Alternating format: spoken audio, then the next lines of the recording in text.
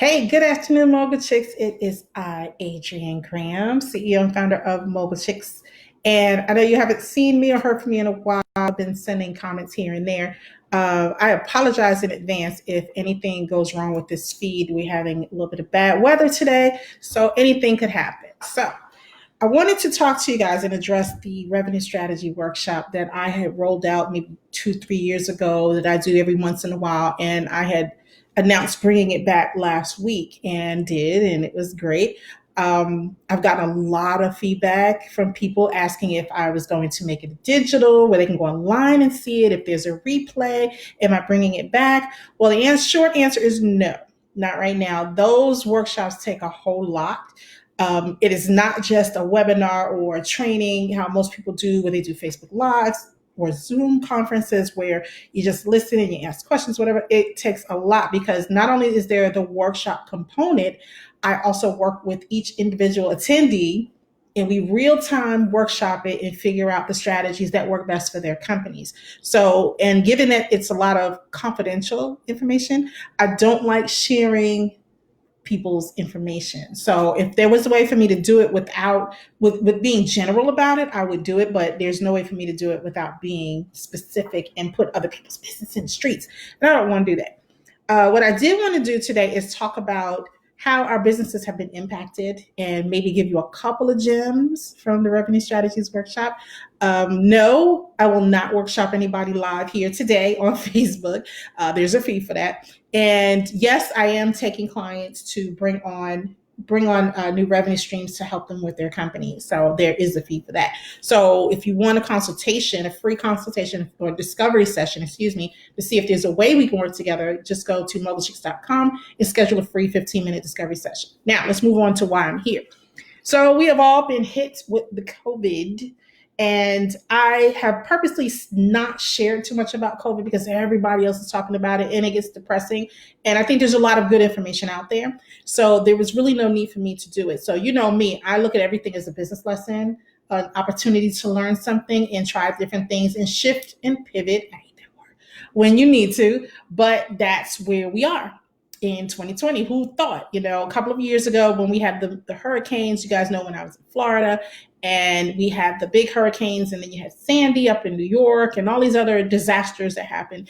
And I stressed to you guys the importance of figuring out how to have remote work policies, number one, a risk management and disaster plan, number two, and multiple streams of revenue within your company. Now, multiple streams of revenue, it does not mean go out and start a second, third, fourth, fifth business or do affiliate marketing or sell other people's stuff. If that's what you want to do, you can make money, fine, go ahead and do it. But if you've gone to my workshop and in the past and you have seen me talk, you know that I talk about creating new revenue streams that do not include coaching, affiliate programs, or info products because everybody is on overload with that right now.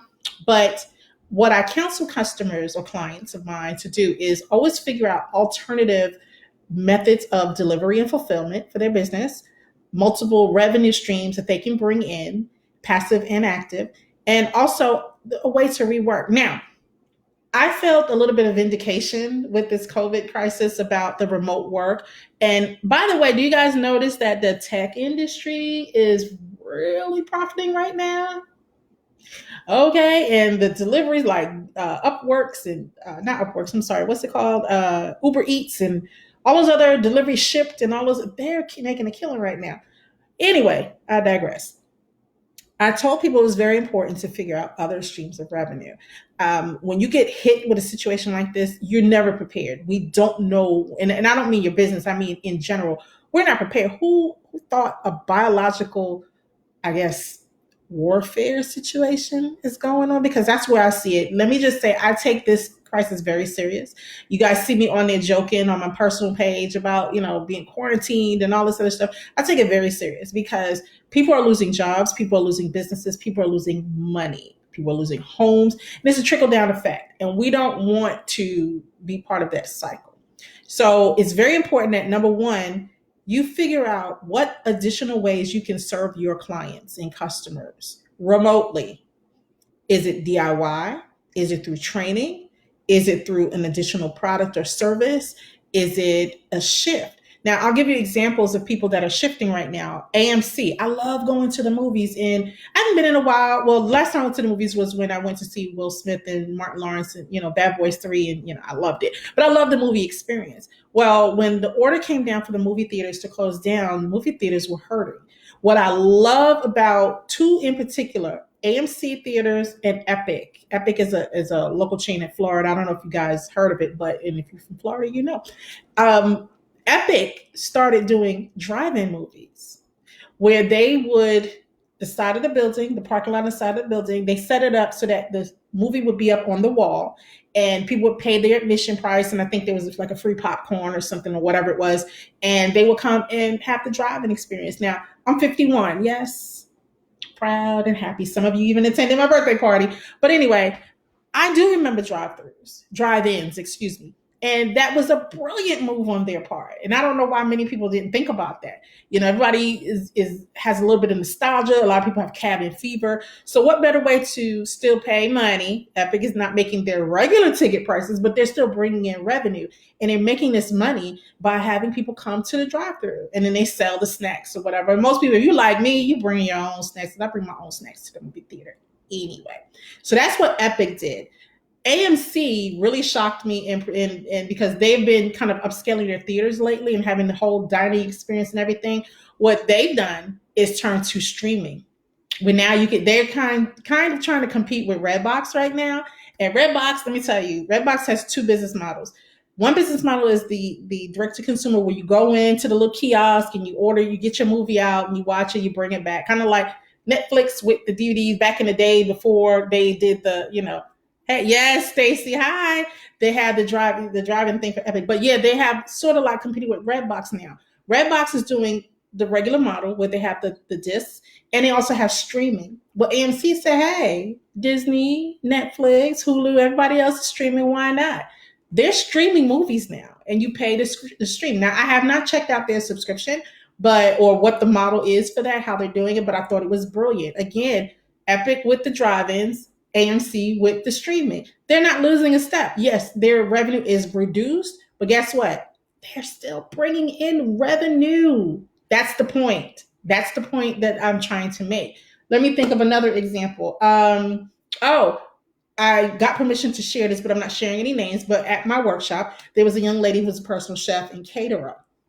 And she had decided, okay, well, nobody wants me to cook. So what can I do? I can't go out to do venues, whatever. She created for her customers, and it's kind of retreading the wheel or reinventing the wheel.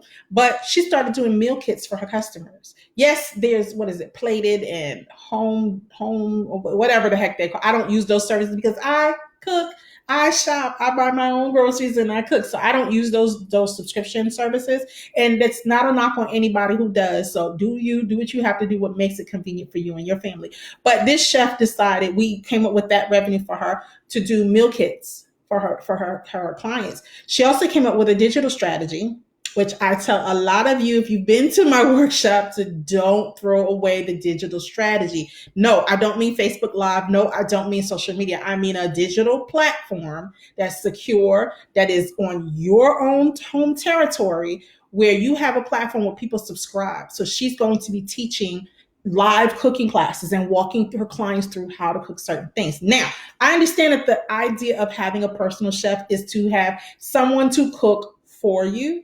But these are unusual times. In the time of COVID, I don't want anyone else dealing with my food. I'm not bringing anybody else in my house. So the next best thing I can do is, if I'm going to do these Shipt and Uber Eats and all these other things and have groceries delivered to me, why not have a professional walk me through it? So she's charging a subscription fee for that. And she's charging private lessons, multiple streams of revenue. Her business would have been knocked out, I can even use Beauty as an example. Another company who has, where they do, I forgot what some makeup company or whatever it is, not makeup company, makeup artists. She created a digital platform so that she can walk people how to do their makeup. Now, see, I understand that there is, YouTube, Instagram, and all these streaming services where you can get all this stuff for free. But let me tell you something, and ladies, tell me if I'm wrong or not. When you find that stylist that hairstylist or that makeup artist that gets you all the way right, you don't want to go to someone else. How many times have people women have breakdowns because their stylist moved to another city or another country or another state or whatever, and they started panicking because, oh my God, who's going to do my hair now? Why not take instructions from someone else?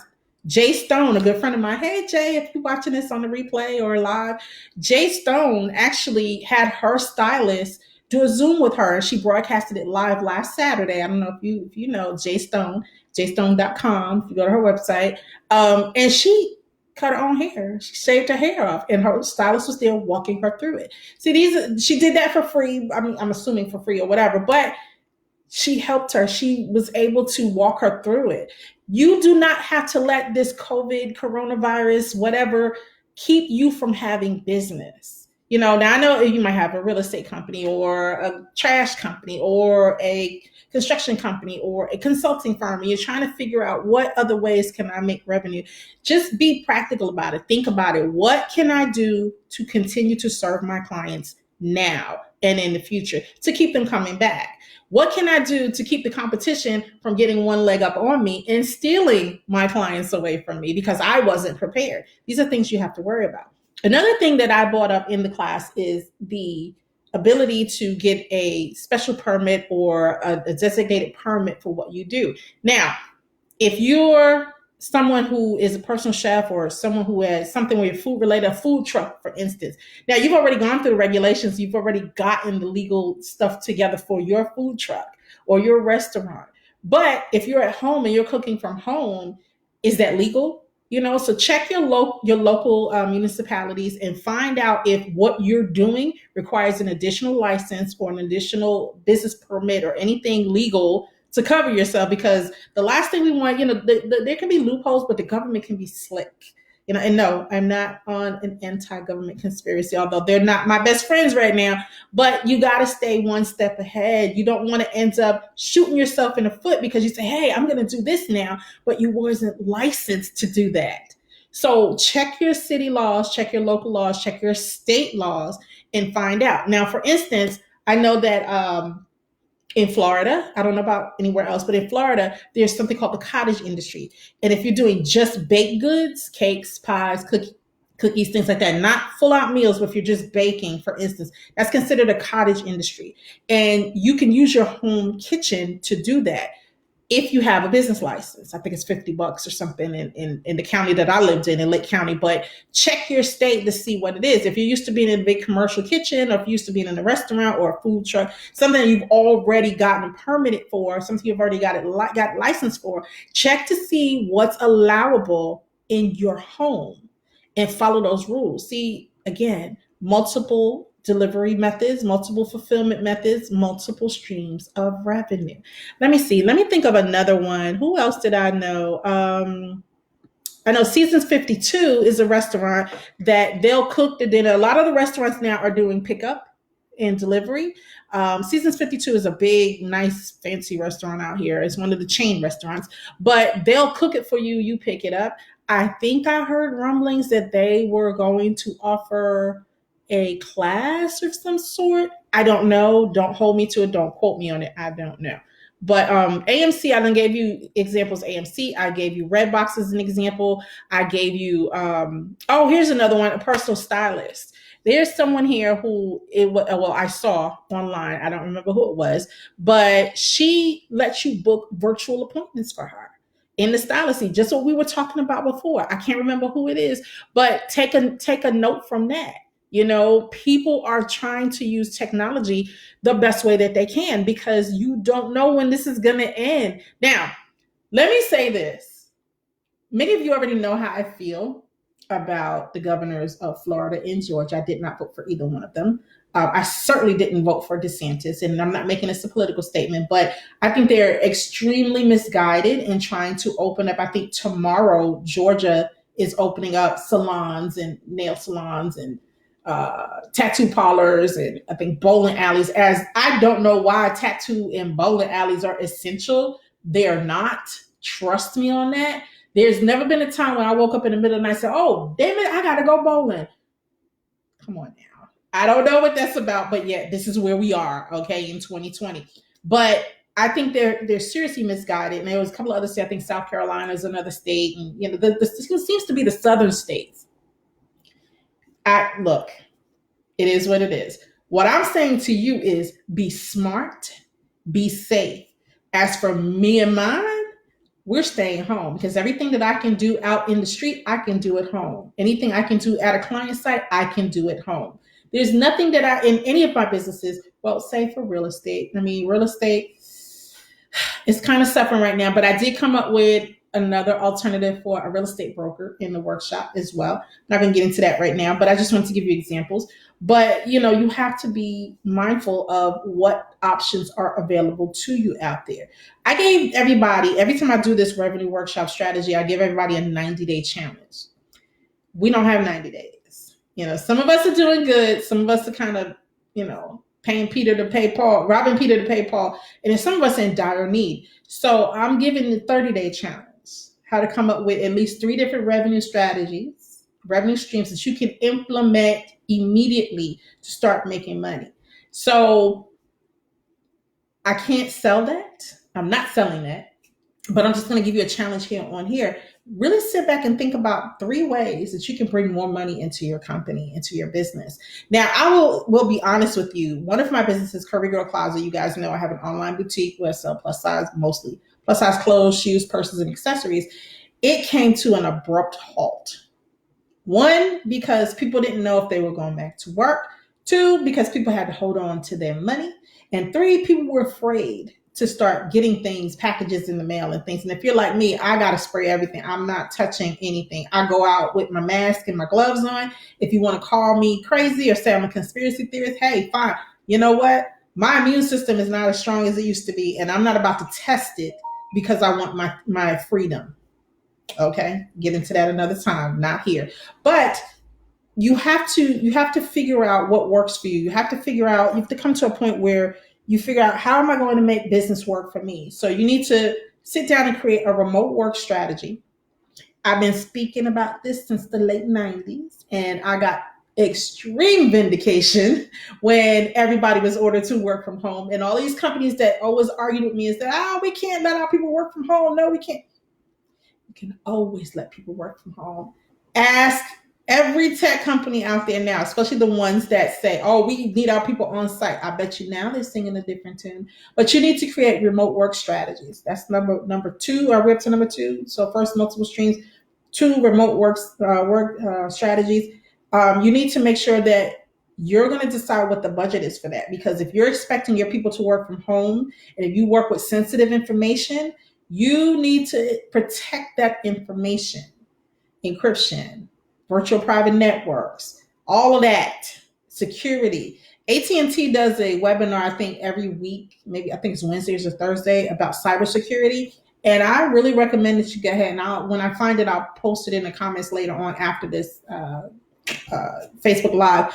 But really think about your strategy for remote work. How safe do you need your information to be? Cloud is fine and everything, and they can claim encryption, but let me tell you something. Everything gets hacked. Keep that in mind. Everything.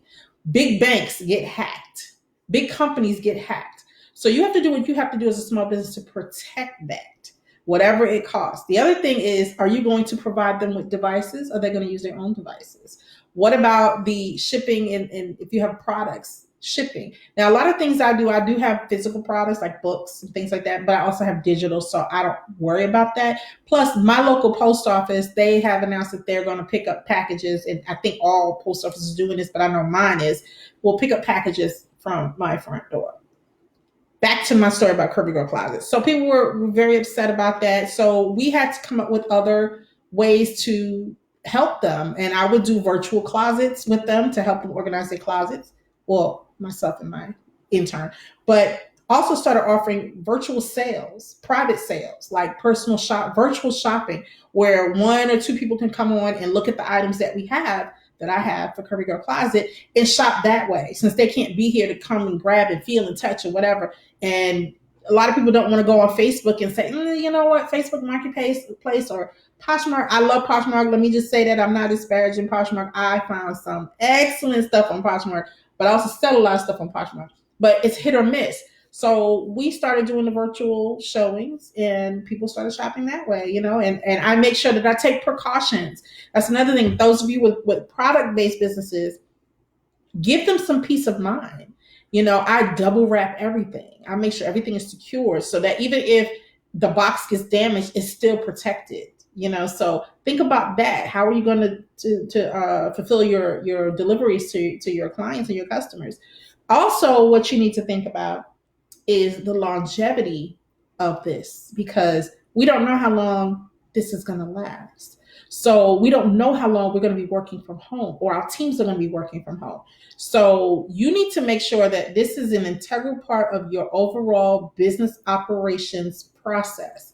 This alternative work, this remote work, this alternative revenue streams, everything has to make sense. So that way, think of it this way. Some of you look for funding. So one of the things that I've heard the rumblings about is that investors now are going to say, well, what happens if there's a disaster? What happens if there's an earthquake or a typhoon or a biological terrorist attack or whatever it is? We've been through a lot in the last 20 years. We had the 9/11, we had all this other stuff going on. We have now COVID-19. So anything can happen at any time. Okay. So investors want to know that if they put their money in your business and something pops off, are they going to lose that investment because you have to shut down? So I'm going to leave it at this because we've already gone over 20 minutes, but I want you guys to really think about what I said in this Facebook Live. How are you shifting? How are you pivoting? How are you serving your customers beyond the traditional way you've been doing it? Now, some of you may have multiple companies like I do, and that's fine. But what I'm thinking and what I'm talking about here is your strategies for multiple streams of revenue within your one company, within your main company. So, and some of you, it may be a little harder, but we can always find at least 2 to 3 new revenue streams. So if you're interested, hit me up, send me a message, either put a message down here below, or you can send me a private message. I realize that a lot of people don't want to put anything in public because they don't want the competition to know what they're doing, and that's fine. But like I said, you can schedule a discovery session with me for 15 minutes. It is free, and we will go through your business and see together to see if you are a candidate to add multiple streams of revenue or rework the way that you work. I don't want you guys to lose your businesses. I don't want you guys to lose any opportunities. We don't know what's going to happen, and we kind of have a lack of leadership right now. So we as small businesses have to take it in our own hands. And let me just say this really quickly. They did just reopen, I think yesterday or today, for the small business loans again. Please, I implore you, go today, go now and put your application in.